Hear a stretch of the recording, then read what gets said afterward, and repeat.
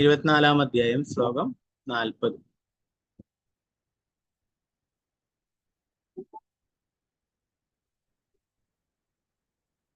നമോ ഭഗവതേ വാസുദേവായ.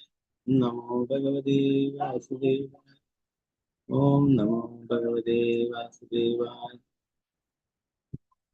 മാത്ര ആധ്യാത്മികീം വിദ്യാം ശമനീം സർവകർമ്മണാം വിതരിഷ്യേ യാചോസു ഭയം ചാതിതരിഷ്യതി.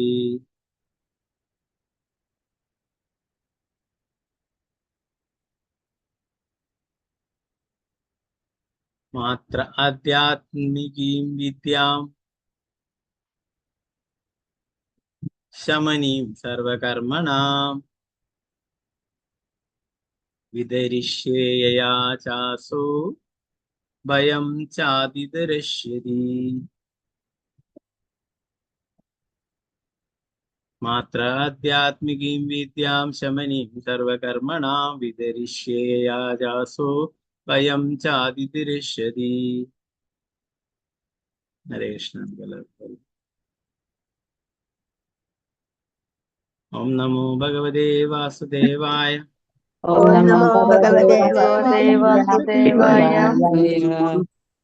മാത്ര ആധ്യാത്മികീം വിദ്യാം ശമനീം സർവകർമ്മണാം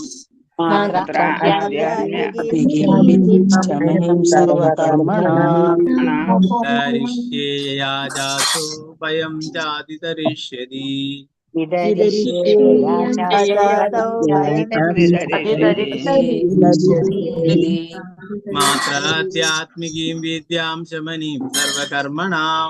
വിദ്യാം ശമനീം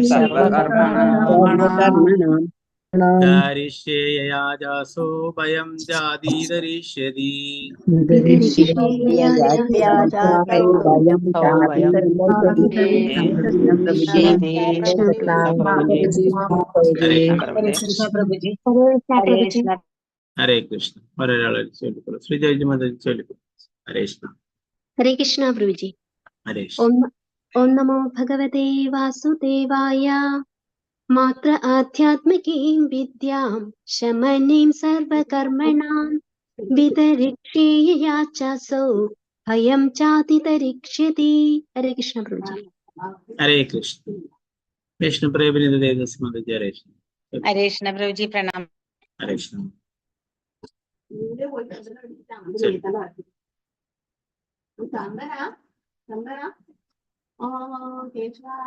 മ്യൂട്ടായി പോയോ മാതാജി? അൺമ്യൂട്ട് ചെയ്തോളൂ മാതാജി. മ്യൂട്ടായി പോയി. ഹരേ കൃഷ്ണ പ്രഭു. ഞാൻ കണ്ടില്ല കേട്ടാ. ഹരേ കൃഷ്ണ. ഞാനിവിടെ ചൊല്ലിയായിരുന്നു. ഹരേ കൃഷ്ണ. മാത്ര ആധ്യാത്മികീം വിദ്യാം ശമനീം സർവകർമ്മണാം വിതരിഷ്യേ യാചാസോ ഭയം ചാതിതരിഷ്യതി. ഹരേ കൃഷ്ണ പ്രഭുജി. ഹരേ കൃഷ്ണ.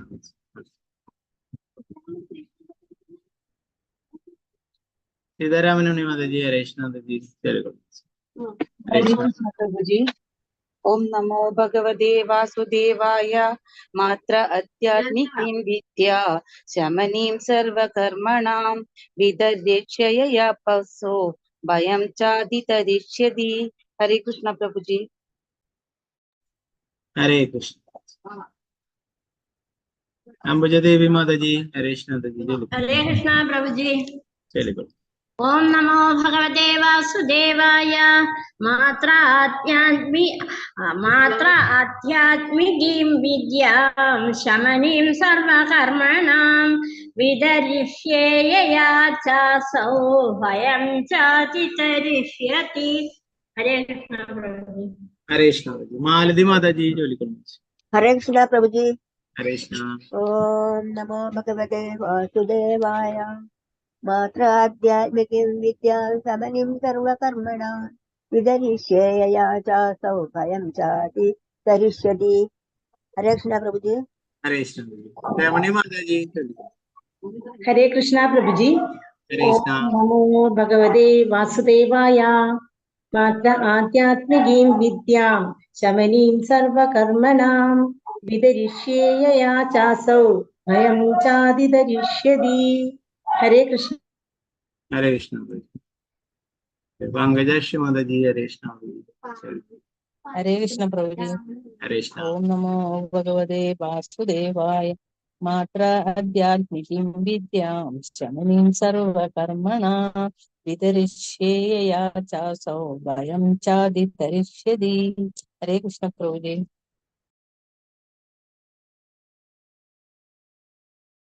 ഹരേ കൃഷ്ണ. ശാരദാ ശുഭാസന ദേവദാസ് മാതാജി. ഹരേ കൃഷ്ണ. ചൊല്ലിക്കോളൂ. ഹരേ കൃഷ്ണ. ഹരേ കൃഷ്ണ പ്രഭുജി. ഹരേ കൃഷ്ണ. ഓം നമോ ഭഗവതേ വാസുദേവായ. മാത്ര ആധ്യാത്മികീം വിദ്യാം ശമനീം സർവകർമ്മണാം വിധിരിഷ്യേ യാജാസോ ഭയം ചാദീതരിഷ്യതി. ഹരേ കൃഷ്ണ പ്രഭുജി. ഹരേ കൃഷ്ണ മാതാജി. വിജയനാണ് മാതാജി. ഹരേ കൃഷ്ണ മാതാജി. ഹരേ കൃഷ്ണ പ്രഭുജി. ഓം ചൊല്ലിക്കോളൂ. നമോ ഭഗവതേ വാസുദേവായ. മാത്ര ആധ്യാത്മികീം വിദ്യാം ശമനീം സർവകർമ്മണാം വിതരിഷ്യേയ ചാസോ ഭയം ചാദീതരിഷ്യതി. ഹരേ കൃഷ്ണ പ്രഭുജി. ഹരേ കൃഷ്ണ. സുവർണപ്രഭ മാതാജി. ഹരേ കൃഷ്ണ. ഹരേ കൃഷ്ണ പ്രഭുജി. ഓം നമോ ഭഗവതേ വാസുദേവായ. മാത്ര ആധ്യാത്മികീം വിദ്യാം ശമനീം സർവകർമ്മണാം വിതരിഷ്യേയ ചാസൗ ഭയം ചാദിതരിഷ്യതി. ഹരേ കൃഷ്ണ പ്രഭുജി. ഹരേ കൃഷ്ണ. തങ്കമണി മാതാജി. ചൊല്ലിക്കോളൂ. ഹരേ കൃഷ്ണ പ്രഭുജി. ഹരേ കൃഷ്ണ. ഓം നമോ ഭഗവതേ വാസുദേവായ. മാത്ര ആധ്യാത്മികീം വിദ്യാം ശമനീം സർവകർമ്മണാം വിതരിഷ്യേയ ചാസൗ ഭയം ചാദീതരിഷ്യതി. ഹരേ കൃഷ്ണ. ഹരേ കൃഷ്ണ മാതാജി. ഭാരതി മാതാജി. ചൊല്ലിക്കോളൂ. ഹരേ കൃഷ്ണ. ഹരേ കൃഷ്ണ പ്രഭുജി. ഹരേ കൃഷ്ണ. ഓം നമോ ഭഗവതേ വാസുദേവായ. മാത്ര ആധ്യാത്മികീം വിദ്യാം ശമനീം സർവകർമ്മണാം വിതരിഷ്യേയ ചാസൗ ഭയം ചാദിതരിഷ്യതി. Hare Krishna.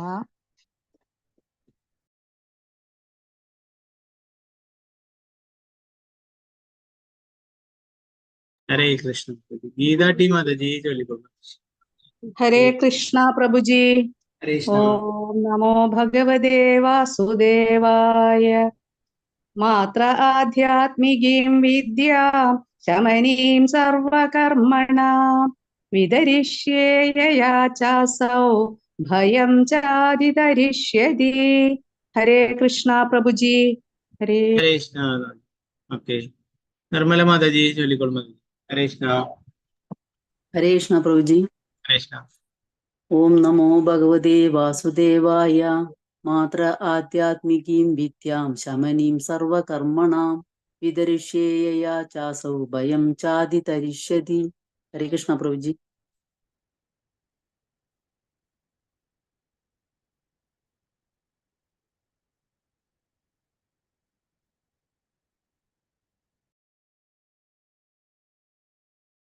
Hare Krishna. Okay. Doctor M Vijayakumari മാതാജി. ഹരേ കൃഷ്ണ. ഹരേ കൃഷ്ണ പ്രഭുജി. ഓം നമോ ഭഗവതേ വാസുദേവായ. മാത്രാധ്യാത്മികീം വിദ്യാം ശമനീം സർവകർമ്മണാം വിതരിഷ്യേയ ചാസൗ ഭയം ചാദിതരിഷ്യതി. ഹരേ കൃഷ്ണ പ്രഭുജി. ഹരേ കൃഷ്ണ. സാവിത്രി കൃപേശ്വരി ദേവദാസ് മാതാജി. ഹരേ കൃഷ്ണ പ്രഭുജി. ഹരേ കൃഷ്ണ. പ്രണാമം പ്രഭുജി. ഹരേ കൃഷ്ണ. ഓം നമോ ഭഗവതേ വാസുദേവായ. മാത്ര ആധ്യാത്മികീം വിദ്യാം ശമനീം സർവകർമ്മണാം വിതരിഷ്യേയ ചാസോ ഭയം ചാദിതരിഷ്യതി. ഹരേ കൃഷ്ണ പ്രഭുജി. ഹരേ കൃഷ്ണ. മറ്റുള്ളവർക്ക് അടുത്ത ശ്ലോകങ്ങൾ ചൊല്ലാം. സുപ്രഭ മാതാജിയുടെ നെറ്റ്വർക്ക് പ്രശ്നം ഉണ്ടെന്ന് തോന്നുന്നു. അയാളുടെ മൈക്കൊന്നും കാണിക്കുന്നില്ല. മൈക്കിന്റെ സിമ്പിൾ ഒന്നും അതുകൊണ്ടാണ് കൺവേർട്ട് ചെയ്യാൻ പറ്റാത്തത് കേട്ടോ. വേണമെങ്കിൽ ഒന്ന് ഔട്ടായിട്ട് വീണ്ടും കയറിക്കോളൂ. അപ്പൊ ചിലപ്പോൾ ശരിയാവും. ഓക്കെ. അടുത്ത ശ്ലോകങ്ങൾ ചൊല്ലാം മറ്റുള്ളവർക്ക്.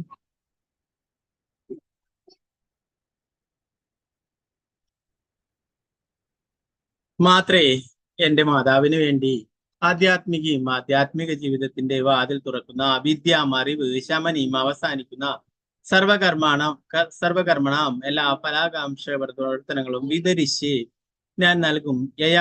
ഏതിനാൽ അസൗ അവൾ ഭയം പേടി അതിജീവിക്കും. വർത്തനം ഭാവാർത്ഥം എസ് സി ഭക്തി വേദാന്ത സ്വാമി ശ്രീല പ്രഭുപാദിക്ക് ജയ്.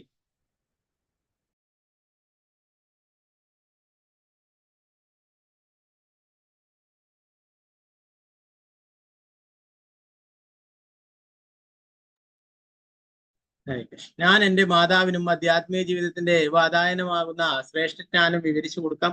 അതുമൂലം അവൾക്കും എല്ലാ ഫലോദിഷ്ട കർമ്മങ്ങളുടെയും ആഘാതങ്ങൾക്ക് അന്ത്യം ഉണ്ടാക്കുന്ന ആത്മസാക്ഷാത്കാരത്തിന്റെ പരിപൂർണത നേടാൻ കഴിയും. അങ്ങനെ അവളും എല്ലാ ഭൗതിക ഭയങ്ങളിൽ നിന്നും മുക്തിയാകും.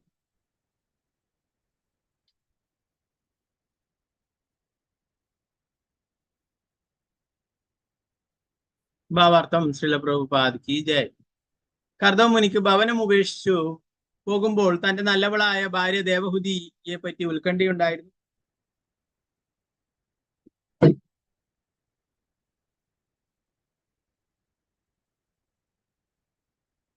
അത് മനസ്സിലാക്കിയ യോഗ്യനായ പുത്രൻ കർദമുനിക്ക് മാത്രമല്ല ദേവഹുതിക്കും തന്റെ നിർദ്ദേശങ്ങൾ സ്വീകരിക്കുക വഴി ഭൗതിക കുരുക്കളിൽ നിന്നും മോചനം സാധ്യമാകുമെന്ന് വാഗ്ദാനം നൽകി. ഭർത്താവ് ആത്മസാക്ഷാത്കാരത്തിന് വേണ്ടി സന്യാസം സ്വീകരിക്കുവാൻ ഭവനം വിട്ടുപോകുമ്പോൾ അദ്ദേഹത്തിന് തുല്യം വിദ്യാഭ്യാസമുള്ള പുത്രൻ അദ്ദേഹത്തിന്റെ പ്രതിനിധിയായി മാതാവിന്റെ മോചനത്തിന് വേണ്ടി ഭവനത്തിൽ തുടങ്ങി.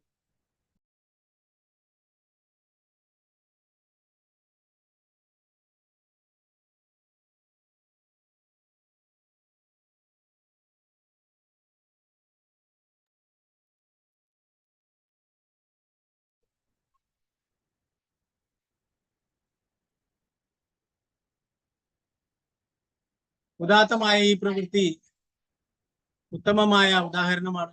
ഒരു സന്യാസി അദ്ദേഹത്തിന്റെ ഭാര്യയെ കൂടെ കൊണ്ടുപോവുകയില്ല. ജീവിതത്തിന്റെ വിരാമതലത്തിലുള്ള വാനപ്രസ്ഥത്തിൽ അഥവാ ഗൃഹസ്ഥ ജീവിതത്തിൽ നിന്നും പരിത്യാഗത്തിന്റെ ജീവിതത്തിനും ഇടയിലുള്ള ജീവിതത്തിൽ ഒരുവന് ലൈംഗിക ബന്ധം ഒഴിവാക്കിക്കൊണ്ട് തന്റെ സഹായി എന്ന നിലയിൽ ഭാര്യയെ കൂടെ നിർത്താമെങ്കിലും ജീവിതത്തിന്റെ സന്യാസക്രമത്തിൽ അതിന് കഴിയുമായിരുന്ന പക്ഷം കർദമുനിയെ പോലെ ഒരു വ്യക്തിക്ക് ഭാര്യയെ അപ്പം കൊണ്ടുപോകാമായിരുന്നു. കൊണ്ടുപോയാലും അദ്ദേഹത്തിന്റെ ആത്മസാക്ഷാത്കാര നിർവഹണത്തിന് ഒരു വിഘ്നവും നേരിടുകയില്ലായിരുന്നു. സന്യാസ ജീവിതത്തിൽ ആർക്കും സ്ത്രീകളുമായി യാതൊരു ബന്ധവും പാടില്ലെന്ന വൈദിക അനുശാസനം കർദമുനി പാലിച്ചു. പക്ഷെ ഭർത്താവിനാൽ ഉപേക്ഷിക്കപ്പെടുന്ന ഒരു ഭാര്യയുടെ സ്ഥിതി എന്താണ്? അവൾ പുത്രന് ഭാരം ഏൽപ്പിക്കപ്പെടുകയും പുത്രൻ മാതാവിനെ ബന്ധനങ്ങളിൽ നിന്ന് വിമുക്തമാക്കാമെന്ന് വാഗ്ദാനം നൽകുകയും ചെയ്തു. ഒരു സ്ത്രീ സന്യാസം സ്വീകരിക്കുവാൻ ഉദ്ദേശിക്കപ്പെട്ടിട്ടില്ല. സ്ത്രീക്ക് സന്യാസം സ്വീകരിക്കുവാൻ വൈദിക സാഹിത്യം അനുമതി നൽകിയിട്ടില്ലെങ്കിലും ആധുനിക സമൂഹത്തിലെ ആധ്യാത്മികം എന്ന് പറയപ്പെടുന്ന ചില സംഘടനകൾ സ്ത്രീകൾക്ക് സന്യാസം നൽകാറുണ്ട്.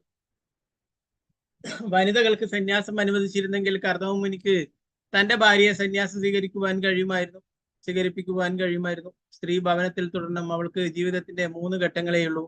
ബാല്യത്തിൽ പിതാവിന്റെയും, യൗവനത്തിൽ ഭർത്താവിന്റെയും, വാർദ്ധക്യത്തിൽ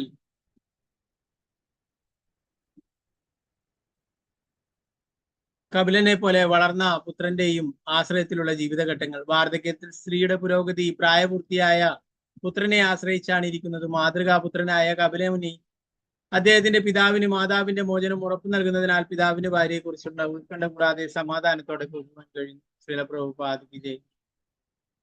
41-ാമത്തെ ശ്ലോകം.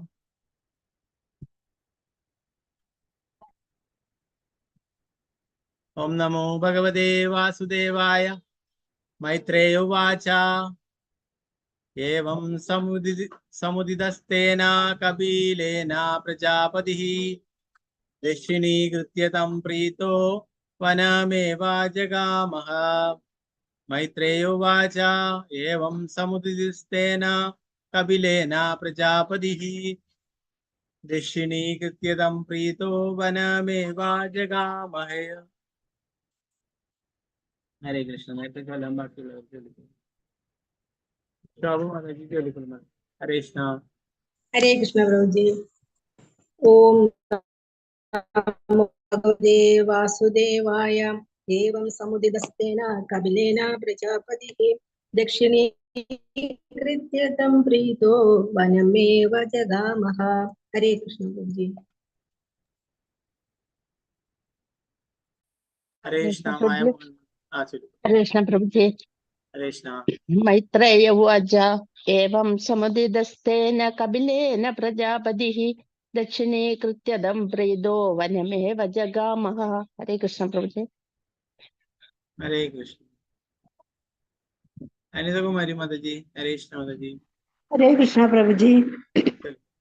ഓം നമോ ഭഗവതേ വാസുദേവായ. മൈത്രേയ ഉവാച एवं समुद्दितस्तेन कपिलेन प्रजापतिः दक्षिणीकृत्य तं प्रीतो वनमेव जगामः। हरे कृष्णा प्रभु जी। हरे कृष्ण। वसंत माता जी हरे कृष्ण प्रभु जी। चलिए। ओम नमो भगवते वासुदेवाय। मैत्रेय उवाच एवं समुदितस्तेन कपिलेन प्रजापतिः दक्षिणीकृत्य तं प्रीतो वनमेव जगामः। हरे कृष्णा प्रभु जी। हरे कृष्ण। गीता वरद माता जी। हरे कृष्ण माता जी।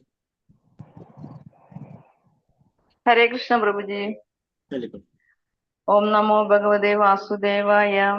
मैत्रेय उवाच एवं समुदितस्तेन कपिलेन प्रजापतिः दक्षिणीकृत्य तं प्रीतो वनमेव जगामः। हरे कृष्ण प्रभु जी। Thank you. हरे कृष्ण। മനസ്സിലായ माता जी। हरे कृष्ण। हरे कृष्ण प्रभु जी। चलिए। हरे कृष्ण। ओम नमो भगवते वासुदेवाय। ये समुदितस्तेन कपिलेन प्रजापतिः दक्षिणीकृत्य वनमेव जगामः। हरे प्रभु जी। हरे कृष्ण। अनुप्रदीप माता जी। हरे कृष्ण माता जी। चलिए। हरे कृष्णा प्रभु जी। हरे कृष्ण। ओम नमो भगवते वासुदेवाय। मैत्रेय उवाच एवं समुत्पस्तेन कपिलेन प्रजापतिः दक्षिणीकृत्य तं प्रीतो वनमेव जगामः। हरे कृष्णा प्रभु जी। हरे कृष्ण माता जी। दूसरा गोपाल माता जी। हरे कृष्ण माता जी। चलिए। हरे कृष्ण प्रभु जी। हरे कृष्ण। ओम नमो भगवते वासुदेवाय। मैत्रेय उवाच एवं समुदितस्तेन कपिलेन प्रजापति दक्षिणीकृत्य तं प्रीतो वनमेव जगामः। हरे कृष्ण प्रभु जी। रामेंद्र प्रभु। हरे कृष्ण प्रभु। हरे कृष्ण प्रभु जी। ओम नमो भगवते वासुदेवाय। मैत्रेय उवाच एवं समुदितस्तेन कपिलेन प्रजापतिः दक्षिणीकृत्य तं प्रीतो वनमेव जगामः। हरे कृष्ण प्रभु जी। हरे कृष्ण प्रभु।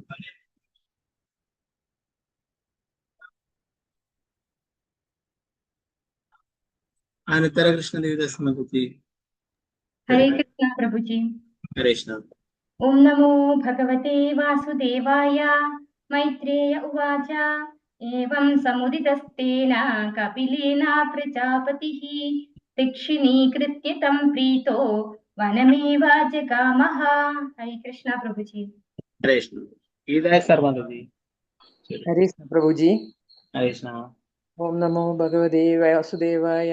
मैत्रेय उवाच एवं समुदितस्तेन कपिलेन प्रजापति दक्षिणीकृत्य तं प्रीतो वनमेव जगामः। हरे कृष्ण प्रभु जी। हरे कृष्ण। गीता से माता जी। हरे कृष्ण। हरे कृष्ण प्रभु जी। हरे कृष्ण। चलिए। हरे कृष्ण प्रभु जी। चलिए। ओम नमो भगवते वासुदेवाय। मैत्रेय उवाच एवं समुदितस्तेन कपिलेन प्रजापतिः दक्षिणीकृत्य तं प्रीतो वनमेव जगामः। हरे कृष्ण प्रभु जी। हरे कृष्ण। अनुप्रदीप माता जी। हरे कृष्ण माता जी। चलिए माता जी। हरे कृष्ण।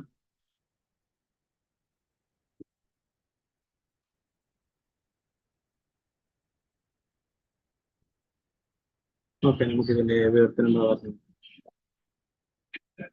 മൈത്രേയ ഉവാച. മൈത്രേയ മഹാമുനി പറഞ്ഞു ഏവം അപ്രകാരം സമുദിതഃ അഭിസംബോധന ചെയ്തു തേന അദ്ദേഹത്താൽ കപിലനാൽ പ്രജാപതി മനുഷ്യ സമൂഹത്തിന്റെ ജനയിതാവ് ദക്ഷിണീകൃത്യാത് പ്രദക്ഷിണം വെച്ചിട്ട് തം അദ്ദേഹം പ്രീത ശാന്തത കൈവരിച്ച് വനത്തിലേക്ക് തീർച്ചയായും ജഗാമ അവൻ പോയി. അപ്പോൾ വർദ്ധനം ഭാവാർത്ഥ ഭക്തിവേദാന്ത സ്വാമി ശ്രീല പ്രഭുപാദ വിജയ്.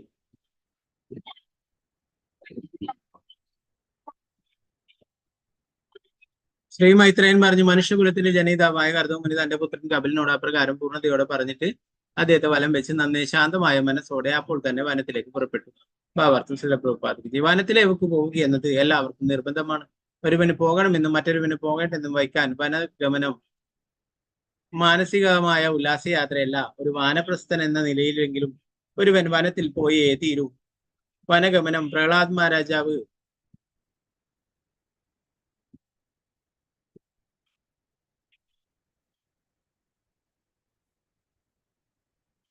മഹാരാജാവും അദ്ദേഹത്തിന്റെ പിതാവും തമ്മിൽ നടത്തിയ സംഭാഷണങ്ങളോട് വിശദമാക്കപ്പെടുന്നു. അതുപോലെ 100% പരമോന്നതനായ ഭഗവാനെ ശരണം പ്രാപിക്കുവാനാകുന്നു. സദാ സമുദ്വിഗ്ന ദിയാം ഭാഗവതം 7:5 പറയുന്നു. ഭൗതികമായ താൽക്കാലിക ശരീരം സ്വീകരിച്ചിട്ടുള്ള എല്ലാവരും എപ്പോഴും ഉത്കണ്ഠകളിലായിരിക്കും. ഒരുവൻ അതുകൊണ്ട് ഭൗതിക ശരീരത്തോട് അമിതമായ മമത പുലർത്താതിരിക്കുകയും സ്വതന്ത്രനാകാൻ പരിശ്രമിക്കുകയും വേണം. വനത്തിലേക്ക് പോവുകയോ അല്ലെങ്കിൽ കുടുംബ ബന്ധങ്ങളെല്ലാം ഉപേക്ഷിച്ച് കൃഷ്ണാബോധത്തിൽ മാത്രം മുഴുകുകയോ ചെയ്യുകയാണ് മോചനത്തിനുള്ള പ്രാഥമിക പ്രക്രിയ. വനഗമനത്തിന്റെ ലക്ഷ്യം അതാണ്. അല്ലാത്ത പക്ഷം കുരങ്ങന്മാരും വന്യമൃഗങ്ങളുമുള്ള ഒരു സ്ഥലം മാത്രമാണ് വനം.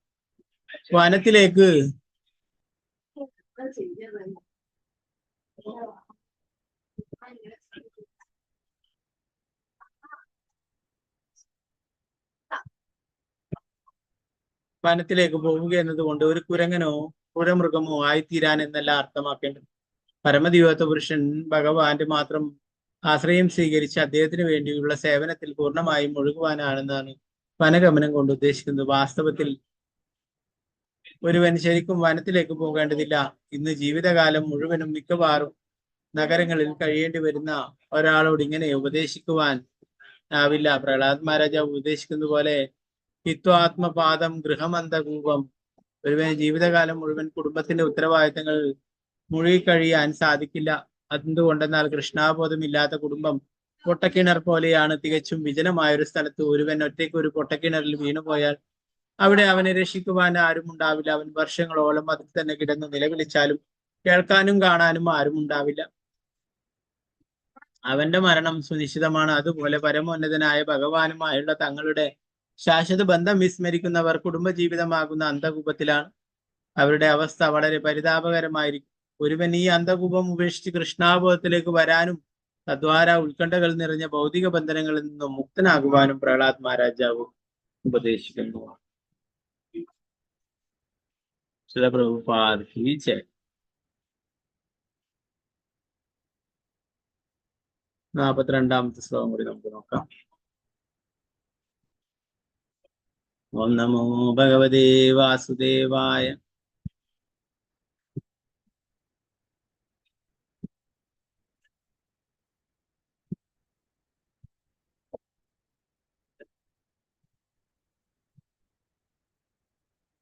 വ്രതം സ ആസ്തിതോ മൗനമാത്മേ ശരണോ മുനിഃ നിസ്സംഗോ വ്യജരത് ശോണി മനഃ നിരഗ്നികേതനഃ.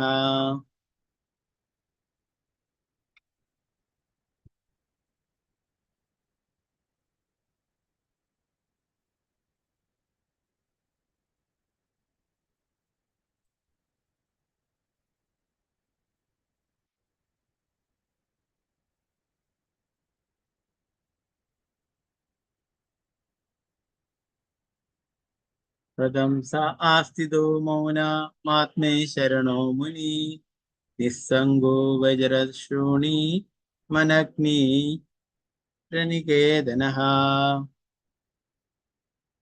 ഓക്കെ, ചൊല്ലാൻ പറഞ്ഞു. തനുപ്രതി മാതാജി ചൊല്ലിയിരുന്നോ? മാതാജി നേരത്തെ ചൊല്ലിയോ? ചൊല്ലി. ഓക്കെ, ശ്രീരഞ്ജനി മാതാജി ചൊല്ലിക്കൊള്ളു. ഹരേ കൃഷ്ണ. ഓം നമോ ഭഗവതേ വാസുദേവായ. വ്രതം സ ആസ്തിതോ മൗനം ആത്മൈക ശരണോ മുനിഃ നിസംഗോ വ്യചരത് ശോണീം അനഗ്നിർ അനികേതനഃ. ഓം ദസ്സദിതി. ഹരി ഓം ദസ്സത്. ഹരേ കൃഷ്ണ. ഹരേ കൃഷ്ണ മാതാജി.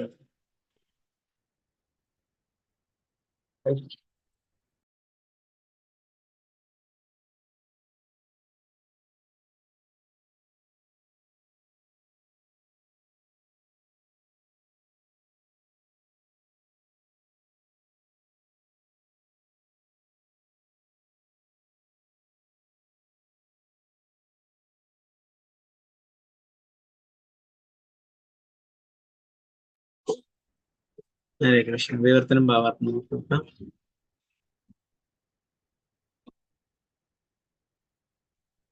കർദമുനി പരമദിവസമൃഷ്ണനായ ഭഗവാനെ പറ്റി മാത്രം ചിന്തിക്കുന്നതിനും അദ്ദേഹത്തിൽ മാത്രം ശരണം പ്രാപിക്കുന്നതിനും ഒരു വ്രതം പോലെ മൗനം പാലിച്ചു. അദ്ദേഹം ആരോടും സഹവാസമില്ലാതെ, അഗ്നിയോടും ബന്ധമില്ലാതെ, ശരണരഹിതനായി ഭൂഗോളത്തിലുടനീളം ഒരു സന്യാസിയായി സഞ്ചാരം ചെയ്തു. ഭാവാർത്ഥം ശ്രീ പ്രഭുപാദ.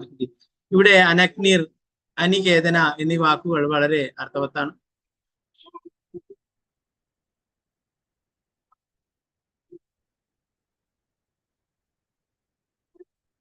ഒരു സന്യാസി അഗ്നിയോടും പാർപ്പിടത്തിനോടും പാടെ വിരക്തനായിരിക്കണം. ഒരു ഗൃഹസ്ഥനെ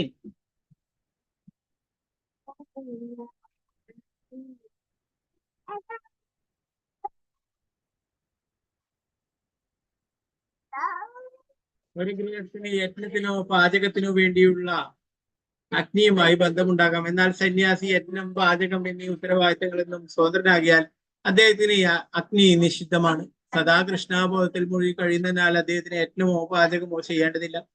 കാരണം കൃഷ്ണാബോധത്തിൽ എത്തുന്നതോടെ അദ്ദേഹത്തിന്റെ എല്ലാ ധാർമ്മിക അനുഷ്ഠാനങ്ങളും നിർവഹിക്കപ്പെട്ടു കഴിഞ്ഞിരിക്കും. അനികേതന എന്നാൽ പാർപ്പിടമില്ലാതെ എന്നാണ് അർത്ഥം. അദ്ദേഹത്തിന് സ്വന്തമായി ഭവനം ഉണ്ടായിരിക്കരുത്. അദ്ദേഹം താമസത്തിനും ഭക്ഷണത്തിനും പരിപൂർണമായും പരമോന്നതനായ ഭഗവാനെ ആശ്രയിക്കണം. അദ്ദേഹം യാത്ര ചെയ്തുകൊണ്ടേയിരിക്കണം.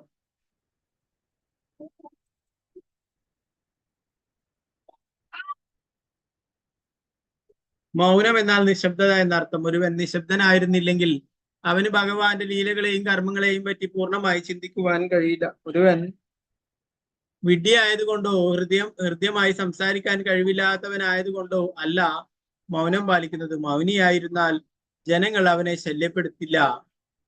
ഒരു വഷളൻ വായ തുറന്ന് സംസാരിക്കുന്നതുവരെ വളരെ ബുദ്ധിമാനായി കാണപ്പെടുമെന്ന് ചാണക്യ പണ്ഡിതൻ പറഞ്ഞിട്ടുണ്ട്. പക്ഷേ സംസാരം പരീക്ഷണമാണ്. നിശബ്ദനായൊരു നിർവ്യക്തികവാദി സ്വാമിയുടെ വ്യാജമൗനം സൂചിപ്പിക്കുന്നത് അയാൾക്ക് പറയാൻ ഒന്നും തന്നെ ഇല്ലെന്നാണ്. അയാൾക്ക് യാചിക്കുക മാത്രമാണ് വേണ്ടത്. പക്ഷെ കർദമുനി പാലിച്ച മൗനം അത്തരത്തിലുള്ളതായിരുന്നില്ല. അദ്ദേഹം വിവേകശൂന്യമായ സംഭാഷണങ്ങളിൽ നിന്നും രക്ഷ നേടാനാണ് നിശബ്ദത വ്രതമാക്കിയത്. വിഡ്ഢിത്തങ്ങൾ പുലമ്പാത്ത ഗൗരവ സ്വഭാവിയാണ് മുനി എന്ന് വിളിക്കുന്നത്. അംബരീഷ് മഹാരാജാവ് ഇതിന് ഉത്തമ ദൃഷ്ടാന്തമായിരുന്നു. സംസാരിക്കേണ്ടി വരുമ്പോഴൊക്കെ അദ്ദേഹം ഭഗവാന്റെ ലീലകളെ കുറിച്ച് മാത്രം പറഞ്ഞു. വിവരക്കേടുകൾ ഭാഷിക്കുന്നത് നിയന്ത്രിക്കുന്നതിനും സംസാരശേഷി ഭഗവത് ലീലകളുടെ ഭാഷണത്തിന് വിനിയോഗിക്കുന്നതിനും മൗനപാലനം അനിവാര്യമാണ്. ഈ വിധത്തിൽ ഒരുവന് തന്റെ ജീവിതത്തിന്റെ പരിപൂർണതയ്ക്ക് വേണ്ടി ഭഗവാനെ കീർത്തിക്കുവാനും ശ്രവിക്കുവാനും സാധിക്കുന്നതാണ്. ഭഗവത്ഗീത വിശദീകരണത്തിൽ അമാനിത്വം, അദംബിത്വം എന്നതാണ് വ്രതം എന്ന വാക്കിന് അർത്ഥം കൽപ്പിച്ചിട്ടുള്ളത്. വ്യക്തിപരമായ ബഹുമതിക്കും ഭൗതികമായ സ്ഥാനമാനങ്ങൾക്കും പിന്നാലെ പരക്കം പായുകയില്ലെന്ന് ഭഗവത് നാമത്തിൽ എടുക്കുന്ന പ്രതിജ്ഞ എന്ന് സാരം. അഹിംസ എന്നാൽ അക്രമരാഹിത്യം എന്നാണ് അർത്ഥം. ജ്ഞാനവും പരിപൂർണതയും ആർജിക്കുന്നതിന് 18 പ്രക്രിയകളാണുള്ളത്. കർദമുനി സ്വന്തം പ്രതിജ്ഞയാൽ ആത്മസാക്ഷാത്കാരത്തിന് വേണ്ടിയുള്ള എല്ലാ തത്വങ്ങളും സ്വീകരിച്ചു.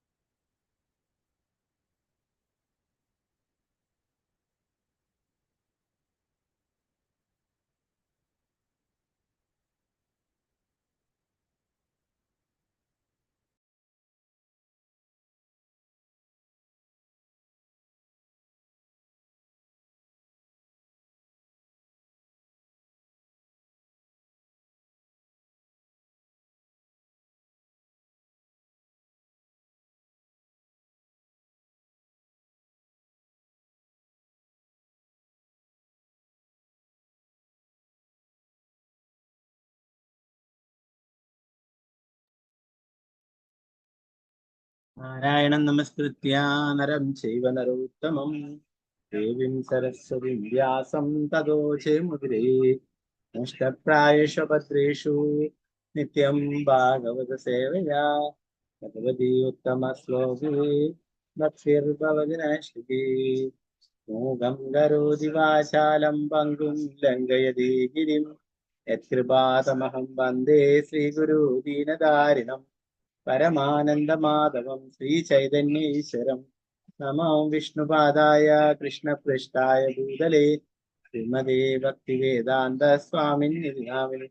നമസ്തേ സാരസ്വതേ ദേവേ ഗൗരവാണി പ്രചാരിണേ നിർവിശേഷ ശൂന്യവാദി പാശ്ചാത്യദേശധാരിണി ജയ ശ്രീകൃഷ്ണ ചൈതന്യ പ്രഭു നിത്യാനന്ദ ശ്രീ അദ്വൈത ഗദാധര ശ്രീവാസാദി ഗൗരഭക്തവൃന്ദ. ഹരേ കൃഷ്ണ കൃഷ്ണ കൃഷ്ണ ഹരേ ഹരേ, ഹരേ രാമ രാമ രാമ ഹരേ ഹരേ. തിരുവേ ഗൗരസുന്ദരായ രാധികായ തലേ കൃഷ്ണായ കൃഷ്ണവസ്തായ തദ്ഭക്തായ പ്രഭുപാദിക്ക് ജയ ഗുരുമരാജ് ഹിതായ ഗൗരപ്രേമാനന്ദേ ഹരേ ഹരേ കൃഷ്ണ.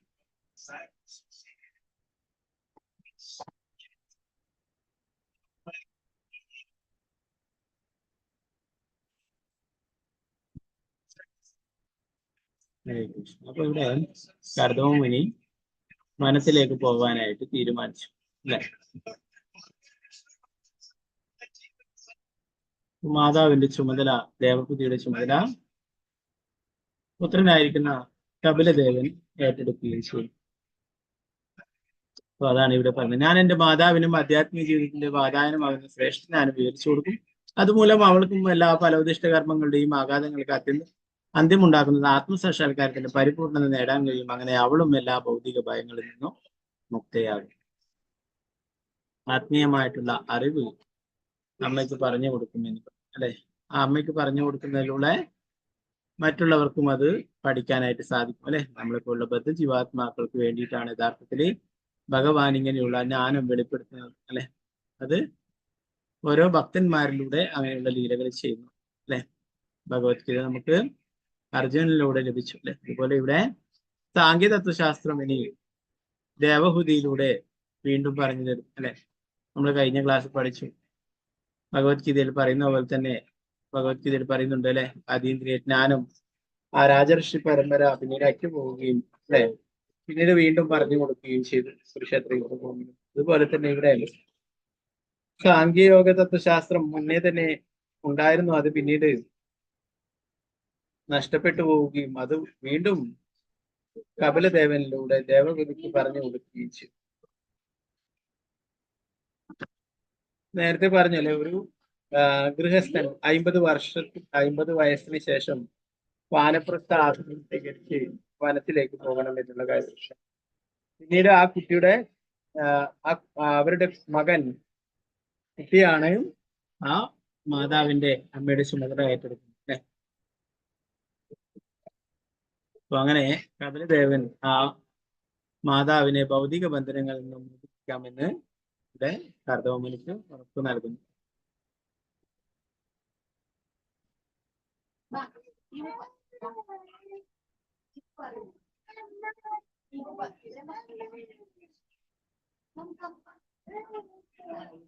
അവർക്ക് പറഞ്ഞു, കർദമമുനിക്ക് ഭവനം ഉപേക്ഷിച്ച് പോകുമ്പോൾ തന്റെ നല്ലവളായ ഭാര്യ ദേവഹൂതിയെ പറ്റി ഉത്കണ്ഠയുണ്ടായിരുന്നു. അത് മനസ്സിലാക്കി യോഗ്യനായ പുത്രൻ കർദമമുനിക്ക് മാത്രമല്ല ദേവഹൂതിക്കും തന്റെ നിർദ്ദേശങ്ങൾ സ്വീകരിക്കുന്ന വഴി ഈ ഭൗതിക കുരുക്കളിൽ നിന്ന് മോചനം സാധ്യമാകുമെന്ന് വാഗ്ദാനം നൽകി.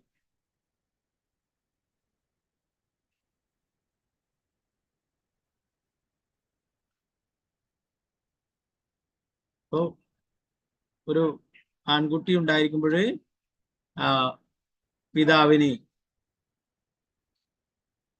വനത്തിലേക്ക് പോവാമെന്ന് പറഞ്ഞു, സന്യാസം സ്വീകരിക്കാമെന്ന് പറഞ്ഞു. അപ്പോൾ സ്ത്രീകൾക്ക് സന്യാസം പറഞ്ഞിട്ടില്ലായിരുന്നു പ്രഭുപാദരുടെ പറഞ്ഞു. ചില സമ്പ്രദായത്തിലൊക്കെ സ്ത്രീകളും സന്യാസിയാവുന്നുണ്ട്. അത് ശാസ്ത്രപ്രകാരം അനുവദിച്ചിട്ടില്ല എന്ന് പറഞ്ഞു. അപ്പൊ അതുപോലെ തന്നെ ബ്രഹ്മചാരിണികളായിട്ടും അവര് ബ്രഹ്മചാരി ആശ്രമം പോലെ ബ്രഹ്മചാരിണി ആശ്രമം എന്ന് പറഞ്ഞിട്ട് അങ്ങനെ ആശ്രമങ്ങളും ഉണ്ട് ഇന്നത്തെ കാലത്ത് പല സ്ഥലങ്ങളും. അപ്പൊ അതങ്ങനെ ശാസ്ത്രങ്ങളിൽ പറഞ്ഞിട്ടില്ല എന്നാണ് ഇവിടെ പറയുന്നത്. പ്രഭുപാദർ പറയുന്നു, നേരത്തെ തന്നെ പറഞ്ഞു, സ്ത്രീകളെ പലപ്പോഴും വഞ്ചിക്കപ്പെടാനും ചതിക്കപ്പെടാനൊക്കെ ഇടയുള്ളത് കൊണ്ട് തന്നെ അവരെപ്പോഴും ഒരാളുടെ സംരക്ഷണത്തിന് കീഴിലായിരിക്കണമെന്ന് അല്ലെ. അതാണ് പ്രഭുപാദർ പറയുന്നു. ചെറിയ കുട്ടിയായിരിക്കുമ്പോൾ പിതാവിനാലും പിന്നീട് മുതിർന്നു കഴിഞ്ഞാൽ ഭർത്താവിനാലും പിന്നീട് പ്രായമാകുമ്പോൾ പുത്രനാലും സംരക്ഷിക്കപ്പെടേണ്ടതാണെന്ന് പറയും. അല്ലെ? അങ്ങനെ സന്യാസം സ്ത്രീകൾക്കും ഉണ്ടെങ്കിൽ കർദമമുനിക്കും ഭാര്യയെയും കൂടി വനത്തിലേക്ക് കൊണ്ടുപോകാമായിരുന്നു, അല്ലെ? എന്നാൽ സ്ത്രീകൾക്ക് സന്യാസം പറഞ്ഞിട്ടില്ല എന്നാണ് പറയുന്നത്.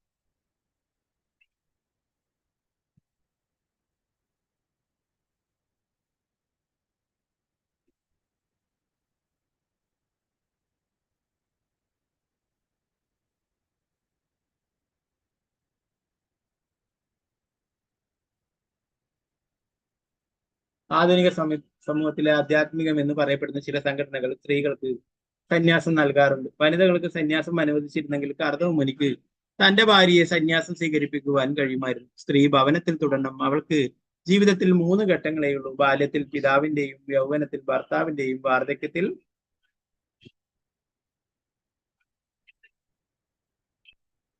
കപിലനെ പോലെ വളർന്ന പുത്രന്റെയും ആശ്രയത്തിലുള്ള ജീവിതഘട്ടങ്ങൾ. വാർദ്ധക്യത്തിൽ സ്ത്രീയുടെ പുരോഗതി പ്രായപൂർത്തിയായ പുത്രനെ ആശ്രയിച്ചാണ് ഇരിക്കുന്നത്. മാതൃകാപുത്രനായ കപിലമുനി അദ്ദേഹത്തിന്റെ പിതാവിന് മാതാവിന്റെ മോചനം ഉറപ്പ് നൽകുന്നതിനാൽ പിതാവിന് ഭാര്യയെക്കുറിച്ചുള്ള ഉത്കണ്ഠ കൂടാതെ സമാധാനത്തോടെ പോകുവാൻ കഴിയും. കർദമുനിക്ക് അതൊന്നും തന്നെ പേടിക്കാനില്ല. എന്താ പറയുന്നത്?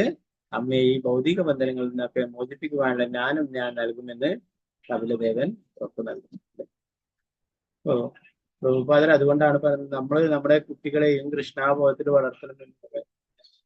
അങ്ങനെയാണെങ്കിൽ മാത്രമേ നമുക്കൊക്കെ ഇങ്ങനെയുള്ള കപിലദേവൻ ദേവഹുതിക്ക് നൽകുന്ന പോലുള്ള സംരക്ഷണം ലഭിക്കുകയുള്ളൂ. നമുക്കും എന്താ പറയാ, നമുക്ക് ലഭിച്ചിട്ടുള്ള ആത്മീയ ജ്ഞാനം കുട്ടികൾക്കും പകർന്നു നൽകണം, അല്ലെ? എങ്കിൽ മാത്രമേ അവരും ആധ്യാത്മികമായിട്ടുള്ള വഴിയിൽ വരും. ഇന്ന് അങ്ങനെയുള്ള ആത്മീയ ജ്ഞാനം പകർന്നു നൽകാത്തത് കൊണ്ടാണ് ആ ബന്ധത്തിന്റെ മൂല്യം മനസ്സിലാക്കാതെ മാതാപിതാക്കളെയൊക്കെ വൃദ്ധസദനത്തിലൊക്കെ കൊണ്ടുപോകും.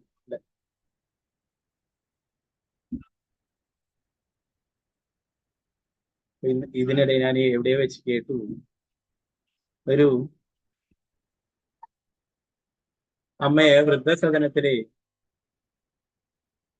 കൊണ്ടുപോയി ആക്കുകയും കുറെ പൈസയൊക്കെ അവർക്ക് കൊടുത്തിട്ട് വൃദ്ധസദനത്തിൽ കൊണ്ടുപോകും. എപ്പോഴെങ്കിലും എന്തെങ്കിലും കൂടുതൽ അസുഖങ്ങളാണ് എന്നൊക്കെ പറയുമ്പോ എപ്പോഴെങ്കിലും വന്ന് കാണുകയൊക്കെ ചെയ്യും. എന്നിട്ട് എന്തെങ്കിലും വേണോ എന്ന് ചോദിച്ചു കഴിഞ്ഞാൽ ആ അമ്മ പറയും, ഒന്നും വേണ്ട, നിങ്ങളൊക്കെ ഇങ്ങനെ കണ്ടാൽ മതി എന്നൊക്കെ എപ്പോഴും അങ്ങനെ പറഞ്ഞുകൊണ്ടേയിരിക്കുന്നത്. പിന്നീട് ഒരിക്കല് നല്ലവണ്ണം കഴിയുന്നുണ്ടായിരുന്നില്ല. നല്ല രീതിയിൽ രോഗമൊക്കെ ബാധിച്ചപ്പോഴേ കാണാനായിട്ട് വന്നു. അപ്പോഴേ അത് പതിവ് പോലെ തന്നെ എന്തെങ്കിലും അമ്മക്ക് വേണോ എന്നൊക്കെ ചോദിച്ചപ്പോൾ അമ്മ കുറച്ച് കാര്യങ്ങൾ പറയുകയുണ്ടായി. അമ്മ പറയുകയുണ്ടായി, ഇവിടെ എന്താ പറയാ, ഹീറ്ററൊക്കെ ഫിറ്റാക്കണം, ഇവിടെ ചൂടുവെള്ളം കിട്ടുന്നില്ല, പിന്നെ റൂമിലൊക്കെ ഫാനൊക്കെ പഴയതാ, അതിന് സ്പീഡൊന്നുമില്ല, അത് മാറ്റി AC ഒക്കെ വെക്കണം, ഇങ്ങനെയൊക്കെ പറയുകയുണ്ടായി. അപ്പോ അങ്ങനെ കുറെ കാര്യങ്ങൾ പറയുകയുണ്ടായി. അപ്പോൾ അങ്ങനെയുള്ള പഴയ ബിൽഡിങ്ങിലൊക്കെ പഴയ സാധനങ്ങളുണ്ടാവും. അപ്പൊ ഈ മകൻ ചോദിച്ചു, അമ്മ പ്രായമായില്ലേ, അമ്മക്കിനി കുറച്ച് ദിവസങ്ങൾ കൂടിയുള്ളൂ, അമ്മ എന്തിനാ ഇതൊക്കെ മാറ്റുന്നത്? അപ്പൊ അമ്മ പറയുകയുണ്ടായി, എനിക്കിതൊക്കെ സഹിക്കാൻ കഴിയും, ഞാൻ ഇതൊക്കെ സഹിച്ചിട്ടാണ് വളർന്നത്, ചൂടും തണുപ്പും വെയിലും ഒക്കെ. പക്ഷെ എന്റെ മകൻ ഇതൊന്നും കൊണ്ടിട്ടില്ല, എന്റെ മകനെ ഇതൊന്നും അറിയിച്ചിട്ടില്ല. അതുകൊണ്ട് അവനിനി ഇവിടെ വരുമ്പോ ചൂടുവെള്ളം ഇല്ലാതിരുന്നാലോ അല്ലെങ്കിൽ ഫാന് വർക്ക് ചെയ്തിരുന്നാലോ ഒക്കെ ബുദ്ധിമുട്ടില്ലേ, അതുകൊണ്ടാണ് ഇതൊക്കെ മാറ്റാനായിട്ട് പറയുന്നത്. എന്താണ്, ഇനി ഇപ്പോഴേ അമ്മയെ കൊണ്ടുവച്ച പോലെ ഇനി അവന്റെ മക്കള് അവനെയും ഇവിടെ വൃദ്ധസദനത്തിൽ കൊണ്ടാക്കുമ്പോ ഈ സൗകര്യങ്ങളൊന്നും ഇല്ലെങ്കിൽ അവൻ ബുദ്ധിമുട്ടി പോകുമെന്ന് പറയുകയുണ്ട്, അല്ലെ? അപ്പൊ ഇന്ന് അങ്ങനെയാണ്. അതെന്തുകൊണ്ടാണ്? അവർക്ക് ബന്ധത്തിന്റെ മൂല്യം അറിയില്ല, ആത്മീയമായിട്ടുള്ള ജ്ഞാനം അവർക്കില്ല. അതുകൊണ്ട് അവർക്ക് ആ മാതാപിതാക്കളോടുള്ള ബന്ധം അത്രമാത്രമേ ഉണ്ടാവുകയുള്ളൂ, അല്ലെ? അതുകൊണ്ടാണ് ഇങ്ങനെ. എല്ലാവരും അങ്ങനെയാണെന്നല്ല, പലപ്പോഴും അങ്ങനെയുള്ള സംഭവങ്ങൾ ഉണ്ടാകും, അല്ലെ? ധാരാളം സ്ഥലങ്ങളിൽ നമുക്ക് തീർത്ഥാടന കേന്ദ്രങ്ങളിലൊക്കെ പോയാൽ ധാരാളം പ്രായമായിട്ടുള്ള അമ്മമാരും അച്ഛന്മാരെയും ഒക്കെ അങ്ങനെയും കാണാം, അല്ലെ? ഗുരുവായൂരും മറ്റുള്ള സ്ഥലങ്ങളിലൊക്കെ പോയാൽ, അതുപോലെ വൃന്ദാവനത്തിൽ പോയാൽ ധാരാളം ആൾക്കാർ, പ്രത്യേകിച്ചും വിധവകളായിട്ടുള്ള ഭർത്താവ് മരിച്ചിട്ടുള്ള അങ്ങനെയുള്ള ആ സ്ത്രീകളെയൊക്കെ അവിടെ കൂട്ടിക്കൊണ്ടുവന്നിട്ട് അവിടെ ഉപേക്ഷിച്ചിട്ട് പോവുകയാണ് ചെയ്യുന്നത്. പലരും അങ്ങനെ ഉള്ള അനുഭവങ്ങൾ. ഒരു കണക്കിൽ നോക്കിയ വൃന്ദാവനത്തിൽ കൊണ്ടുവരുന്നത് കൊണ്ട് തന്നെ അവര് ഭാഗ്യവാന്മാരെ. എന്താണ്, ഭഗവാന്റെ ധാമിൽ അവരെത്തിച്ചേർന്നു. അവര് ശല്യം ഒഴിവാക്കാനായിട്ട് കൊണ്ടുവിട്ടതാണെങ്കിലും അവര് ഭഗവത് ധാമത്തിൽ എത്തിച്ചേരും അല്ലെ. അവിടുന്ന് ഭക്തി സേവനങ്ങൾ ചെയ്താൽ 1000 മടങ്ങ് ഫലം ലഭിക്കും അല്ലെ. ഭഗവത് കാരുണ്യം കൂടുതൽ ലഭിക്കും. ഓക്കെ, അപ്പൊ ഇത് പറഞ്ഞു വന്നിട്ടുള്ളത് കപിലദേവനെ ദേവഹൂതിക്ക് ആത്മീയ ജ്ഞാനം നൽകിയും അങ്ങനെ ഭൗതിക ബന്ധനങ്ങളിൽ നിന്ന് രക്ഷപ്പെടുത്തുകയും ചെയ്തു. അതുപോലെ നമ്മുടെ മക്കൾക്കും ആത്മീയ ജ്ഞാനം നൽകുകയാണെങ്കിൽ തീർച്ചയായിട്ടും അല്ലെ അവർക്കും നമ്മളെ ജന്മമരണങ്ങളിൽ നിന്ന് രക്ഷിക്കുവാനായിട്ട് സാധിക്കുന്നു അല്ലെ. ഒരു പുത്രൻ എന്ന് പറയുന്നത് തന്നെ പിതാവിനെ പിതാവിനെ നരകത്തിൽ നിന്ന് രക്ഷിക്കുന്നവൻ എന്നാണ് അർത്ഥം എന്ന് പറയുന്നു. അപ്പോൾ ആ പിതാവിനെ നരകത്തിൽ നിന്ന് രക്ഷിക്കുന്നവനാണ് പുത്രൻ. അതുപോലെ തന്നെ മാതാവിനെ ആയിരുന്നു. അപ്പൊ മാതാപിതാക്കളെ ആ ഭൗതിക ബന്ധനങ്ങളിൽ നിന്നൊക്കെ രക്ഷിക്കുവാനായിട്ട് പുത്രന് സാധിക്കും അല്ലെ. പ്രഹ്ലാദ് മഹാരാജ് നരസിംഹ ഭഗവാനോട് പറയുന്നു, എന്റെ പിതാവ് അങ്ങയോട് ഭഗവാനോട് അത്യന്തം അസൂയുള്ളവനാണ്. യാതൊരു ഭക്തിത സേവനങ്ങളും ചെയ്തിട്ടില്ല. അങ്ങേക്കും അങ്ങയുടെ ഭക്തന്മാർക്കും ഒക്കെ ദ്രോഹം മാത്രമേ ചെയ്തിട്ടുള്ളൂ. എങ്കിലും അദ്ദേഹത്തിന് മോക്ഷം ലഭിക്കുമോ? അദ്ദേഹം ചെയ്തിട്ടുള്ള തെറ്റൊക്കെ മാപ്പാക്കുമോ എന്ന് ചോദിക്കും. നരസിംഹ ഭഗവാൻ പറയുന്നു, നീ ഒരാൾ ഭക്തനായത് കൊണ്ട് തന്നെ നിന്റെ തലമുറയിൽ 21 തലമുറക്ക്, നിന്റെ കുടുംബത്തിലെ 21 തലമുറയ്ക്ക് മോചനം ലഭിക്കുമെന്ന് ഭഗവാൻ പറയും. ഒരു ഭക്തനുണ്ടെങ്കിൽ തന്നെ ആ കുടുംബത്തിന് അതിന്റെ പൂർണ്ണമായിട്ടുള്ള ആനുകൂല്യം ലഭിക്കുന്നു.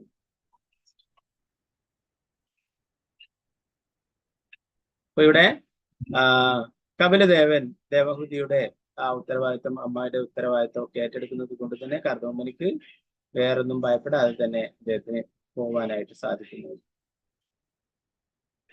41ാമത് ശ്ലോകം മൈത്രേയ മുനി പറയുന്നതാണ്. മനുഷ്യകുലത്തിന്റെ ജനയിതാവായ കർദമ്മനി തന്റെ പുത്രൻ കപിലിനോട് അപ്രകാരം പൂർണ്ണതയോടെ പറഞ്ഞിട്ട് അദ്ദേഹത്തെ വലം വെച്ച് നന്നേ ശാന്തമായ മനസ്സോടെ അപ്പോൾ തന്നെ വനത്തിലേക്ക് പുറപ്പെട്ടു. ആരാണ്? സാക്ഷാൽ പരമദിവ്യത്വ പുരുഷനായിട്ടുള്ള ഭഗവാനാണ് തനിക്ക് പുത്രനായിട്ട് വന്നിട്ടുള്ളത് അല്ലെ. ആ ഭഗവാനെ പ്രദക്ഷിണം ചെയ്തുകൊണ്ട് നമസ്കരിച്ചുകൊണ്ട് വനത്തിലേക്ക് പുറപ്പെട്ടു എന്ന്.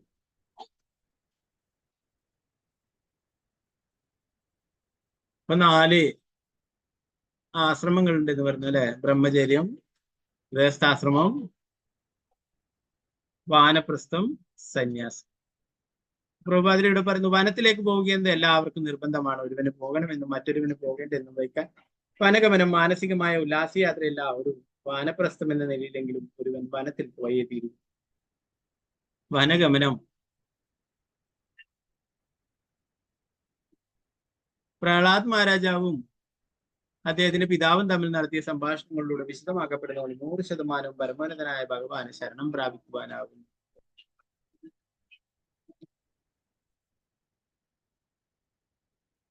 ശ്രീമദ് ഭാഗവതം 7:5 പറയുന്നുണ്ട്.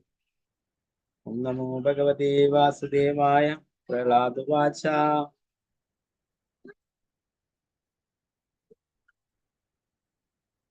തൽസാധുമന്യേ അസുരവര്യദേഹിനാം സദാ സമുദ്വിഗ്നദിയാമസത്പ്രഹാത് ത്വാത്മപാദം ഗൃഹമന്ദകൂപം വനംഗതോ യദ്ധരിമാശ്രയേതാ. പ്രഹ്ലാദ് മറുപടി പറഞ്ഞു, അല്ലയോ അസുരശ്രേഷ്ഠ, എന്റെ ആധ്യാത്മിക ഗുരുവിൽ നിന്നും ഞാൻ പഠിച്ചതനുസരിച്ച് ക്ഷണികമായ ശരീരവും ഗൃഹസ്ഥ ജീവിതവും സ്വീകരിച്ചിട്ടുള്ള ഒരു വ്യക്തി തീർച്ചയായും ഉത്കണ്ഠാകുലനാണ്. എന്തുകൊണ്ടെന്നാൽ അയാൾ ജലമില്ലാത്ത ഒരു പൊട്ടക്കിണറിൽ വീണിരിക്കുന്നു.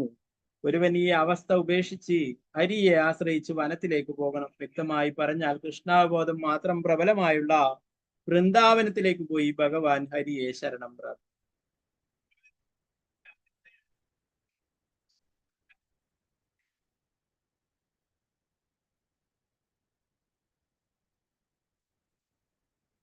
അതിന്റെ ഭാവാർത്ഥ സുഖപ്രഭുപാദർ പറയുന്ന വാക്കുകൾ, യഥാർത്ഥ അനുഭവ പരിചയമില്ലാത്ത കേവലം ഒരു ബാലകനായ പ്രഹ്ലാദിൽ നിന്നും തന്നെ സന്തോഷിപ്പിക്കുന്ന തരത്തിലുള്ള ഒട്ടും പ്രായോഗികമല്ലാത്തതായ ഒരു മറുപടിയാണ് ഹിരണ്യകശിപു പ്രതീക്ഷിച്ചത്.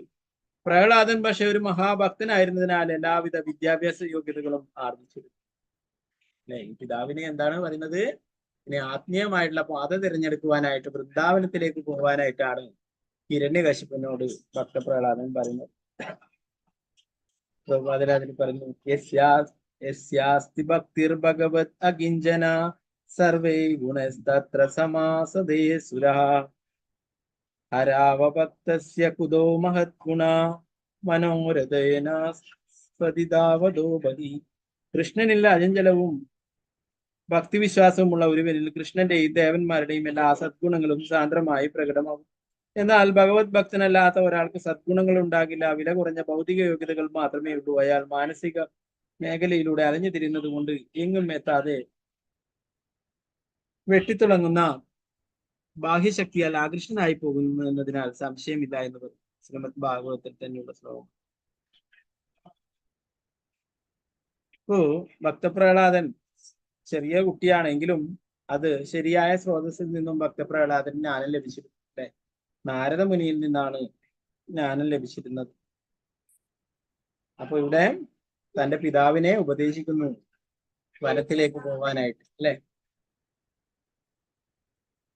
അപ്പൊ ഇതിന്റെ അവസാന ഭാഗങ്ങൾ ഈ കുറച്ച് വലിയൊരു പർപ്പെട്ടാണ്. അതിന്റെ അവസാന ഭാഗങ്ങളിൽ പ്രഭുപാദർ പറയുന്നു, വർണ്ണാശ്രമ സമ്പ്രദായത്തിൽ ഒരാൾ ആദ്യം ബ്രഹ്മചാരിയും പിന്നീട് ഗൃഹസ്ഥനും അതിനുശേഷം വാനപ്രസ്ഥനും അവസാനം സന്യാസിയുമാകുന്നു.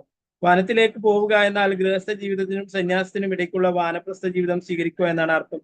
വിഷ്ണു പുരാണത്തിൽ 3:8-9 സ്ഥിരീകരിച്ചിരിക്കുന്നത് പോലെ വർണ്ണാശ്രമചാരവത പുരുഷേണ പരപുമാൻ വിഷ്ണുർ ആരാധ്യതയെ. വർണ്ണത്തിന്റെയും ആശ്രമത്തിന്റെയും ധർമ്മങ്ങൾ ആചരിക്കുന്നതിലൂടെ ഒരുവിനെ വിഷ്ണു ഭഗവാന്റെ ആരാധനയുടെ വിധാനത്തിലേക്ക് അനായാസം ഉയരാൻ കഴിയും. അല്ലാതെ ശരീരസങ്കല്പത്തിൽ മാറുന്ന പക്ഷം അവനെ ഈ ഭൗതിക ലോകത്തിൽ തന്നെ സ്ഥിതി ചെയ്ത് ജീർണിക്കേണ്ടി വരികയും ജീവിതം പരാജയമാവുകയും ചെയ്യും. സാമൂഹികമായി ബ്രാഹ്മണർ, ക്ഷത്രിയർ, വൈശ്യർ, ശൂദ്രർ എന്നിങ്ങനെ വിഭജിക്കപ്പെടുകയും ആധ്യാത്മിക പുരോഗതിക്കായി ഒരുവൻ ക്രമേണ ബ്രഹ്മചാരി, ഗൃഹസ്ഥൻ, വാനപ്രസ്ഥൻ, സന്യാസി എന്നീ തലങ്ങളിലാവുകയും ചെയ്യണം. ഹിരണ്യകശിപു ഗൃഹസ്ഥൻ എന്ന നിലയിൽ ശരീരസങ്കല്പ നിമിത്തം അധികം ആസുരീയനായിരുന്നതിനാൽ പ്രഹ്ലാദൻ തന്റെ പിതാവിന് വാനപ്രസ്ഥൻ ശുപാർശ ചെയ്തു. ഗൃഹം എന്ന പൊട്ടക്കിണറ്റിലേക്ക് കൂടുതൽ ആണ്ടു പോകാതെ വാനപ്രസ്ഥം സ്വീകരിക്കുന്നതായിരിക്കും ശ്രേഷ്ഠമെന്ന് പിതാവിനോടുള്ള അവന്റെ അഭ്യർത്ഥന. അതിനാൽ ഞങ്ങളുടെ കൃഷ്ണാബോധ പ്രസ്ഥാനത്തിലൂടെ ലോകത്തിലെ മുതിർന്ന വ്യക്തികളെ വിശ്രമ ജീവിതം നയിക്കുന്നതിനും ആധ്യാത്മിക അവബോധത്തിൽ ഉന്നതി പ്രാപിക്കുന്നതിനും വൃന്ദാവനത്തിൽ വന്ന് താമസിക്കുവാൻ ക്ഷണിക്കുന്നു. പ്രഭുപാദ് ഗൃഹമന്ദകൂപം എന്ന് പറയുന്നത് ഭഗവാനെ മറന്നുകൊണ്ട് ജീവിക്കുന്നവർ, അവരെ പൊട്ടക്കിണറ്റിലാണുള്ളത്. അവിടുന്ന് രക്ഷപ്പെട്ടു പോവുക പ്രയാസമാണ്, അല്ലെ? അപ്പൊ അതുകൊണ്ട് കൃഷ്ണാബോധം സ്വീകരിക്കുകയാണെങ്കിൽ, അല്ലെ, ഭഗവാനെ മുൻനിർത്തിക്കൊണ്ട് ജീവിക്കുകയാണെങ്കിൽ അവർക്ക് രക്ഷപ്പെട്ടു പോകാനായിട്ടും സാധിക്കും.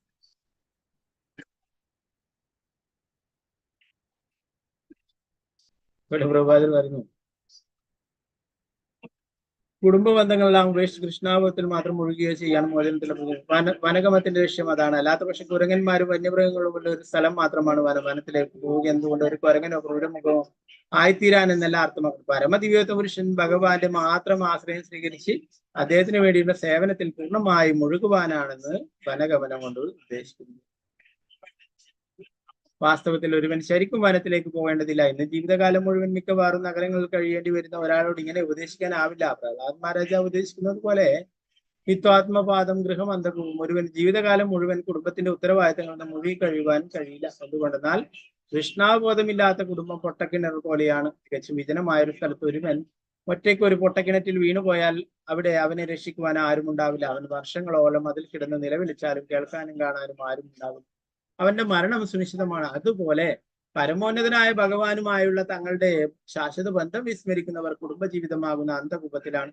അവരുടെ അവസ്ഥ വളരെ പരിതാപകരമായിരിക്കും. ഒരുവൻ ഈ അന്ധകൂപം ഉപേക്ഷിച്ച് കൃഷ്ണാബോധത്തിലേക്ക് വരുവാനും തദ്വാര ഉത്കണ്ഠകൾ നിറഞ്ഞ ഭൗതിക ബന്ധനങ്ങളിൽ നിന്ന് മുക്തനാകുവാനും പ്രഹ്ലാദ് മഹാരാജാവ് ഉപദേശിക്കുന്നു.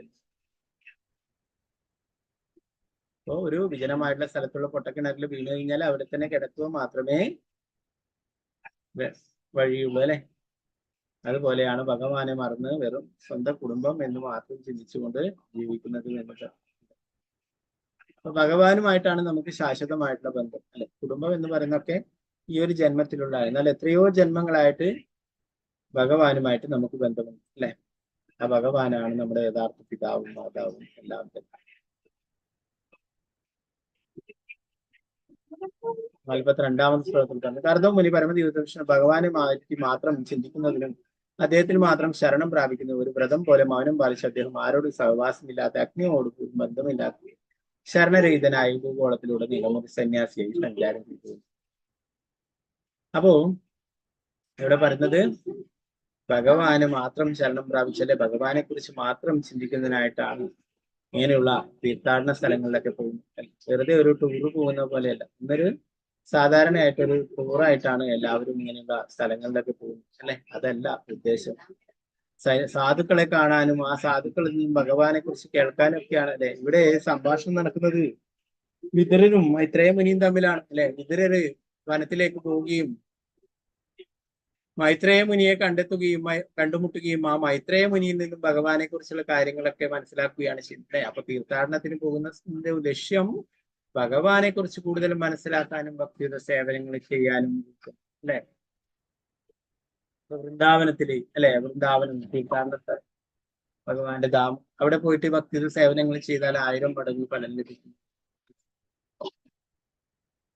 എന്നാൽ വൃന്ദാവനത്തിൽ പോയിട്ട് പലരെയും കാണാം, അവര് അവിടെ ബിസിനസ് നടത്തുന്നു അല്ലെ, പലതരത്തിലുള്ള അങ്ങനെയുള്ള കാര്യങ്ങളൊക്കെ ചെയ്യും.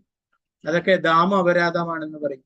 അപ്പോൾ ധാമിൽ പോയിട്ട് അങ്ങനെയുള്ള ബിസിനസ് നടത്തുകയും മറ്റുള്ള കാര്യങ്ങൾ പണസമ്പാദനത്തിനായിട്ട് മാത്രം അവിടെ കഴിയുകയൊക്കെ ചെയ്യുന്നത് അത് ധാമ അപരാധമാണ്. ധാമിലേക്ക് പോകുന്നതിന്റെ ലക്ഷ്യം എന്താണ്? ഭഗവത് ഭക്തിയുടെ സേവനങ്ങൾ ചെയ്യാനായിട്ടാണ്.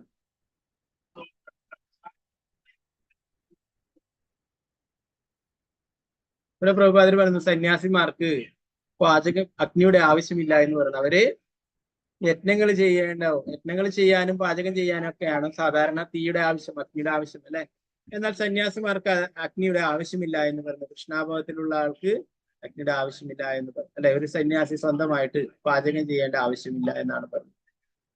അപ്പൊ അവർക്ക് മറ്റുള്ളവർ പാചകം ചെയ്തു പോകും. അതുപോലെ യജ്ഞങ്ങൾ ചെയ്യേണ്ടതായിട്ടില്ല, ഒരേ യജ്ഞമേ മാത്രമേ ചെയ്യേണ്ടത് അല്ലെ, നാമസങ്കീർത്തന അല്ലെ. അതാണ് കലിയുഗത്തിൽ പറഞ്ഞത്.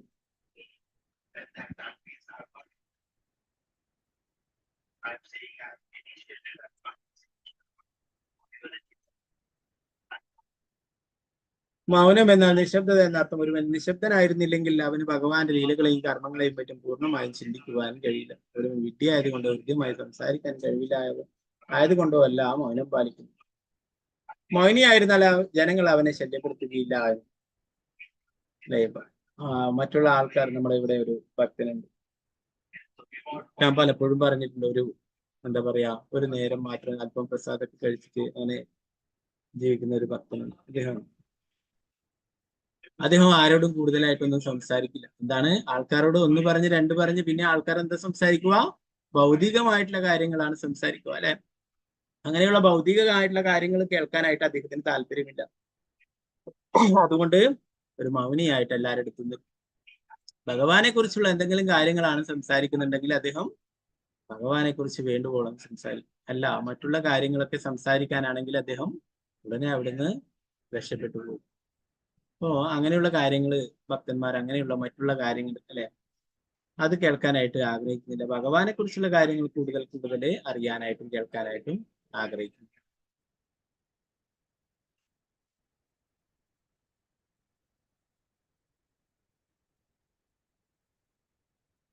പറയുന്നു അംബരീഷ് മഹാരാജാവ് ഇതിന് ഉത്തമ ദൃഷ്ടാന്തമായിരുന്നു. അദ്ദേഹം സംസാരിക്കേണ്ടി വരുമ്പോഴൊക്കെ അദ്ദേഹം ഭഗവാന്റെ ലീലകളെ കുറിച്ച് മാത്രം പറഞ്ഞു. വിവരക്കേടുകൾ ഭാഷിക്കുന്നത്, നിയന്ത്രിക്കുന്നത്, സംസാരശേഷി ഭഗവത് ലീലകളുടെ ഭാഷണത്തിന് വിനിയോഗിക്കുന്നത് മൗനപാലനമായിട്ട് അല്ലെ. അംബരീഷ് മഹാരാജാവിന്റെ ഭക്തിത സേവനങ്ങളെ കുറിച്ച് ഭാഗവതത്തിൽ പറയുന്നു അല്ലെ. സവൈ മനകൃഷ്ണ പദാരവിന്ദയോർ വാചാംസി വൈകുണ്ഠ ഗുണാനുവർണ്ണൻ. അംബരീഷ് മഹാരാജാവ് എപ്പോഴും ഭഗവാന്റെ പാദപങ്കജങ്ങളെ കുറിച്ച് സ്മരിച്ചുകൊണ്ടിരിക്കുകയും ഓർത്തുകൊണ്ടിരിക്കുകയും അദ്ദേഹം പറയുന്ന വാക്കുകളൊക്കെ ഭഗവാന്റെ മഹത്വങ്ങള് വർണ്ണിക്കുന്നതിനായിട്ടും ഉപയോഗിച്ചിട്ടുണ്ട്. അങ്ങനെ ഓരോരോ ഇന്ദ്രിയങ്ങളും ഭഗവത് സേവനത്തിൽ ഉൾപ്പെടുത്തിയിരുന്നു അദ്ദേഹം അല്ലെ. എല്ലാം ഭഗവത് സേവനത്തിനായിട്ട് ഉപയോഗിച്ചു. ഈ വിധത്തിൽ ഒരുവന് തന്റെ ജീവിതത്തിൽ പരിപൂർണതയ്ക്ക് വേണ്ടി ഭഗവാനെ കീർത്തിക്കുവാനും ശ്രവിക്കുവാനും സാധിക്കുന്നതാണ് ഭഗവത്ഗീത വിശദീകരണത്തിൽ അമാനിത്വം അതമ്പിത്വം എന്നാണ് വ്രതം എന്ന വാക്കിനെ അർത്ഥം കൽപ്പിക്കുന്നത്. വ്യക്തിപരമായ ബഹുമതിക്കും ഭൗതികമായ സ്ഥാനമാനങ്ങൾക്കും പിന്നാലെ പരക്കം പാകുകയില്ലെന്ന് ഭഗവത് നാമത്തിൽ എടുക്കുന്ന പ്രതിജ്ഞയെന്ന് സാരം.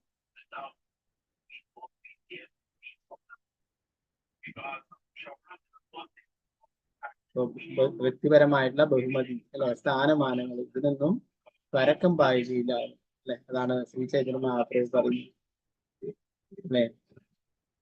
അധനം ന ജനം ന സുന്ദരിയും കവിതാമാന്തരമി എനിക്ക് സമ്പത്തും സ്ത്രീകളിലോ മറ്റുള്ള അനുയായികളിലോ ഒന്നും തന്നെ താല്പര്യമില്ലായിരുന്നു. ജലം ധാരാളം അനുയായികൾ അല്ലെ, ഇപ്പം രാഷ്ട്രീയക്കാരൊക്കെ ധാരാളം അനുയായികളൊക്കെ അല്ലെ, അങ്ങനെ ഓരോരോ ആൾക്കാരെ നോക്കിയാലും ഞങ്ങൾക്ക് കുറെ അനുയായികൾ ഉണ്ടായിരുന്നു അല്ലെ. മറ്റുള്ള എന്താ പറയാ ആധുനിക മാധ്യമങ്ങളിലായാലും അല്ലെ, മറ്റുള്ള പല ഫേസ്ബുക്കും യൂട്യൂബും അങ്ങനെയുള്ള വാട്സപ്പ്, അതിലൊക്കെ എന്താണ് കുറെ ആൾക്കാർ നമ്മളെ ഫോളോവേഴ്സ് ആയിട്ട് കുറെ ആൾക്കാർ വേണം, നമുക്ക് കുറെ അനുയായികൾ വേണം അല്ലെ. അങ്ങനെയൊക്കെ നമ്മൾ കുറച്ച് ഫേമസ് ആവണം, അങ്ങനെയൊക്കെ കരുതിയിട്ടാണ് പല കാര്യങ്ങൾ ചെയ്യുന്നത് അല്ലെ. അങ്ങനെയല്ല, ഭക്തന്മാരെ സ്ഥാനമാനങ്ങൾക്കോ ബഹുമതിക്കോ ഒന്നും തന്നെ ആഗ്രഹിക്കുന്നില്ല എന്നുള്ളത്. അഹിംസ എന്നാൽ അക്രമരാഹിത്യം എന്നാണ് അർത്ഥം. മറ്റുള്ളവർക്ക് ഉപദ്രവങ്ങൾ ചെയ്യാതിരിക്കുക എന്നുള്ളത് അല്ലെ. അഹിംസ എന്ന് പറഞ്ഞാല്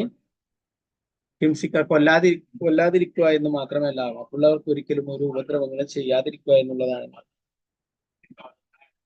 അക്രമരാഹിത്യം ജ്ഞാനവും പൂർണ്ണതയും ആർജിക്കുന്നതിന് 18 പ്രക്രിയ കഥമുനി സ്വന്തം പ്രതിജ്ഞയാൽ ആത്മസാക്ഷാത്കാരത്തിന് വേണ്ടിയുള്ള എല്ലാ തത്വങ്ങളും സ്വീകരിച്ചു. ബാക്കി വരുന്ന ഭാഗങ്ങളിൽ ഇതിനെക്കുറിച്ച് കൂടുതലായിട്ട് വിശദീകരിക്കും. നമുക്ക് അടുത്ത ക്ലാസ്സിൽ നോക്കാം. ग्रंथराज श्रीमद् भागवतम की जय, श्री प्रभुपाद की जय, महाराज की जय, निताय गौर प्रेमानंद। हरे कृष्ण। वांछा कल्पतरुभ्यश्च कृपा सिन्धुभ्यः च पतितानां पावनेभ्यो वैष्णवेभ्यो नमः। कोटि वैष्णव वृंद की जय, श्री प्रभुपाद की जय, महाराज की जय, निताय गौर प्रेमानंद। हरे कृष्ण।